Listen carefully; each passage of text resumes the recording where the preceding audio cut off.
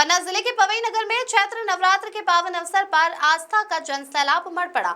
पतने नदी के तट पर स्थित प्राचीन आदिशक्ति जगत जननी मां कलेही मंदिर में महाअष्टमी की आरती और नवमी के अवसर पर विशेष पूजा अर्चना, आरती, जवारे विसर्जन एवं आठवाई पूजन विधि विधान से संपन्न हुआ।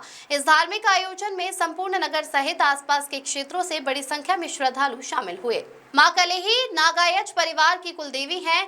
परिवारजनों के अनुसार इस मंदिर का निर्माण उनके पूर्वज भागीरथ नागायच द्वारा कराया गया था। ये परंपरा पिछले 350 से 400 वर्षों से लगातार निभाई जा रही है, जबकि माता का मूल स्वरूप 13वीं शताब्दी से पहाड़ी पर विराजमान माना जाता है। स्थानीय जनश्रुति के अनुसार भागीरथ नागायच की पत्नी गर्भावस्था के दौरान माता के दर्शन के लिए नहीं जा सकी, तब मां कलेही ने कन्या रूप में उनके साथ चलने का आशीर्वाद दिया और पतने नदी के तट पर आकर विग्रह रूप में विराजमान हो गई। तभी से ये स्थान श्रद्धालु के लिए विशेष आस्था का केंद्र बना हुआ है।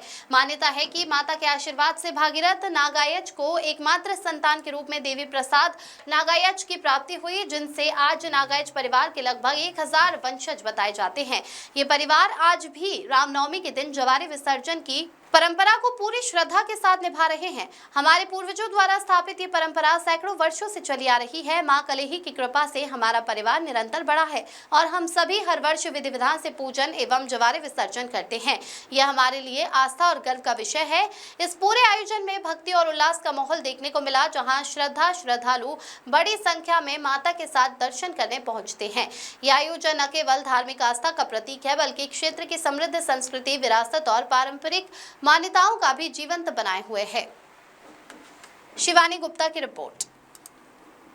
जी भाई साहब, बताएं आप नगाश परिवार से और नगाश परिवार की गाथा बताएं आप माता कलेही के। ये बहुत प्राचीन समय की बात है। नगाश परिवार की जो बूढ़ी माता जी थी, वो तहसील कार्यालय के पास जो पत्थर छाई कहलाती है, पुरानी बिल्डिंग बनी है अभी भी चंदेली राज के समय की, वहाँ निवास करती थी। तो वो प्रतिदिन भाटे पर माता कलेही का प्राचीन स्थान भाटे पर हनुमान भाटे के सीढ़ियों के ऊपर था। वहीं पर वो सेवा पूजा करने के लिए जाती थी। उनको 60 साल तक कोई संतान नहीं थी, तो 60 साल की अवस्था में उनको संतान हुई थी माता की कृपा से। और जब 9 माह की वो गर्भ, उनको चढ़ने में दिक्कत होती थी। जब 9 माह का गर्भ हुआ तो उनकी माता मैं तो नहीं आ पाऊँगी, तो फिर माता जी ने स्वयं कहा कि चलो मैं पीछे पीछे आती हूँ। और वो उतरती आई, कन्या रूप में चली आई माता। चमक उनने देखा नहीं पीछे, और यहाँ के आके वो रुक गई नदी के पास। उनने देखा कि आती है कि नहीं, और जब जैसे देखा तो उनका विग्रह यहाँ नदी के पतने नदी के किनारे माता जी का विराजमान हो गया, चलित मूर्ति है।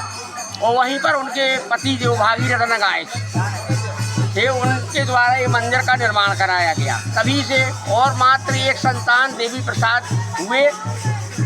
माता की कृपा से वो देवी प्रसाद के कारण आज पूरा परिवार 500 आदमी का परिवार है।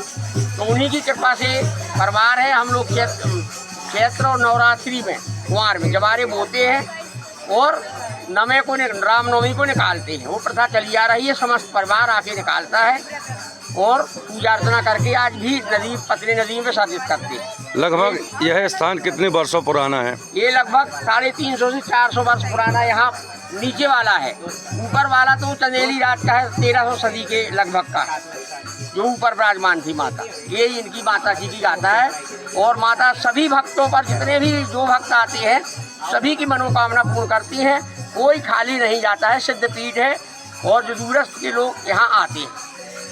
लगभग नगाश परिवार में आज के समय में कितने वंशज में है? समथिंग पूरे ही वंशज हैं, 1000 जन बच्चे से 1000 करीब है। और सभी लोग बाहर भी रहने लगे, फैले हुए हैं।